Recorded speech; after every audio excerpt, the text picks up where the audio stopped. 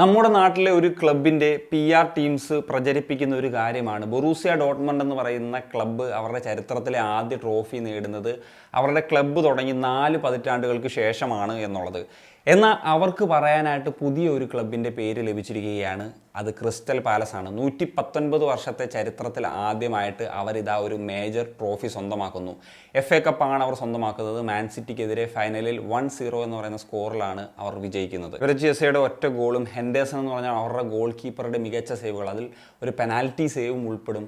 ഇതൊക്കെയാണ് അവരെ വിജയത്തിലേക്ക് എത്തിച്ച് ഈ പറഞ്ഞ ചരിത്ര നേട്ടത്തിലേക്ക് എത്തിക്കാനൊക്കെ കാരണമായത് എന്നുള്ളതാണ്. ഞാൻ പലപ്പോഴും നമ്മുടെ വീഡിയോസിലൊക്കെ പറഞ്ഞിട്ടുള്ളൊരു കാര്യമാണ്, ഒരു ക്ലബ്ബ് ഒരു സക്സസിൻ്റെ പാതയിലേക്ക് എത്തണമെങ്കിൽ ഒരു കാര്യം മാത്രം ശരിയായിട്ട് വന്നാൽ പോരാ, പല കാര്യങ്ങൾ ഒത്തു വരണമെന്നുള്ളത്. ആ കാര്യം നമുക്ക് ഇപ്പോൾ ക്രിസ്റ്റൽ പാലസിൻ്റെ കാര്യത്തിൽ പറയാനായിട്ട് സാധിക്കും എന്നുള്ളതാണ്. ഇപ്പം ഒരു ക്ലബിന് എപ്പോഴും ആവശ്യമായിട്ടുള്ളത് എന്ന് പറയുന്നൊരു കാര്യമാണ്, എപ്പോഴും പലരും പറഞ്ഞു കേട്ടിട്ടുള്ളതാണ്, ഒരു നല്ല ഗോൾ കീപ്പർ, നല്ലൊരു ഡിഫൻഡർ, നല്ലൊരു മിഡ്ഫീൽഡർ, നല്ലൊരു സ്ട്രൈക്കർ.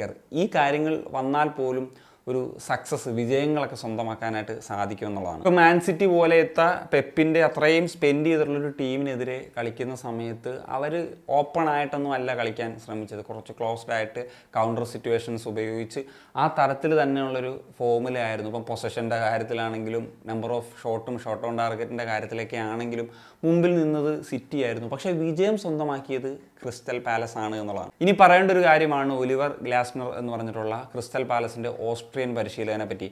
ഒരിക്കൽ ചക്ക വീണ് മുയലെ ചത്തിട്ടുള്ള രീതിയിലല്ല ഈ ഒരു ട്രോഫി അവർ സ്വന്തമാക്കുന്നത്, അല്ലെങ്കിൽ ഈ പരിശീലകൻ അത് അവർക്ക് നേടിക്കൊടുക്കുന്നത് എന്നുള്ളത് നമുക്ക് ഉറപ്പായിട്ടും പറയാൻ പറ്റും. ഗ്ലാസ്നർ എന്ന് പറയുന്ന പരിശീലകനെ ബയൺ മ്യൂണിക്ക് എന്ന് പറയുന്ന വലിയ ക്ലബ്ബ് എയിം ചെയ്തിട്ടുള്ളൊരു പരിശീലകനായിരുന്നു. പക്ഷേ ക്രിസ്റ്റൽ പാലസ് ചോദിച്ചിട്ടുള്ള വലിയൊരു കോമ്പൻസേഷൻ ഒന്നും കൊടുക്കാൻ തയ്യാറാകാത്തത് കൊണ്ടാണ് അദ്ദേഹം ഈ ക്ലബ്ബിൽ തുടർന്നത്.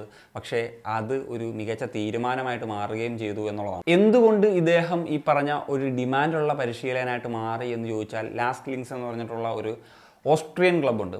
ഓസ്ട്രേലിയ സെക്കൻഡ് ഡിവിഷനിൽ കളിച്ചുകൊണ്ടിരുന്ന ക്ലബിനെ ഫസ്റ്റ് ഡിവിഷനിലേക്ക് എത്തിച്ച് അവരെ ലീഗിൽ 2ാമത് ഫിനിഷ് ചെയ്യിപ്പിച്ച് യൂറോപ്യൻ കോമ്പറ്റീഷനിൽ വരെ യോഗ്യത നേടിക്കൊടുത്തിട്ടുള്ള ഒരു പരിശീലകനാണ് ഇദ്ദേഹം. അതുപോലെ ഓസ്ബർഗ് എന്ന് പറഞ്ഞിട്ടുള്ള ബുണ്ടസ്ലീഗ ക്ലബ്ബ് അവരെ ടോപ്പ് 4 എത്തിച്ച് UCL-ലേക്കുള്ളൊരു ക്വാളിഫിക്കേഷൻ നേടിക്കൊടുത്തിരുന്നു. അതുപോലെ ഫ്രാങ്ക്ഫർട്ട് എന്ന് പറയുന്ന ക്ലബിനെ യൂറോപ്പ ലീഗ് വിൻ ചെയ്യിപ്പിക്കുന്നതിലും കാരണക്കാരനായിട്ടുള്ള പരിശീലകനാണ് ഇദ്ദേഹം. അങ്ങനെയാണ് പിന്നീട് അദ്ദേഹം ക്രിസ്റ്റൽ പാലസ് എന്ന് പറയുന്ന ഇംഗ്ലീഷ് ക്ലബിലേക്ക് എത്തുന്നത്. ഇപ്പോൾ ഇതാ മാൻ സിറ്റിയെ, പെപ്പ് ഗാർഡിയോളയുടെ മാൻ സിറ്റിയെ പരാജയപ്പെടുത്തിക്കൊണ്ടാണ് വെംബ്ലിയിൽ FA കപ്പ് കിരീടം ക്രിസ്റ്റൽ പാലസ് സ്വന്തമാക്കുന്നത്. എനിവേ ഫ്യൂച്ചറിൽ ഒരു ബിഗ് ക്ലബ്സിൻ്റെയൊക്കെ ഓഫേഴ്സ് അദ്ദേഹത്തിന് ഒരുപാട് വരാനുള്ള സാധ്യതകളുണ്ട് എന്നുള്ളതാണ്. പക്ഷേ ഇതേവരെ ബിഗ് ക്ലബ്സിനെ പരിശീലിപ്പിച്ചിട്ടുള്ളൊരു എക്സ്പീരിയൻസ് ഉള്ള പരിശീലകനല്ല. പക്ഷേ നമുക്ക് പറയാവുന്നൊരു കാര്യമാണ്, ഇപ്പം പല കോച്ചസും ഈ ഒരു അണ്ടർഡോഗ്സ് ആയിട്ടുള്ള ക്ലബ്സിനെയൊക്കെ പരിശീലിപ്പിച്ച് സക്സസ് ഉണ്ടാക്കിയിട്ട് ബിഗ് ക്ലബ്സിലേക്ക് പോകുന്ന സമയത്ത് സ്ട്രഗിള് ഉണ്ടാകുന്ന കാഴ്ചകൾ കണ്ടിട്ടുണ്ട്. അതുപോലെ തന്നെ ചില പരിശീലകർ ഇപ്പം ലീഗ് സ്റ്റേജിൽ വലിയ സക്സസ് ഉണ്ടാക്കിയില്ലെങ്കിലും ചിലപ്പം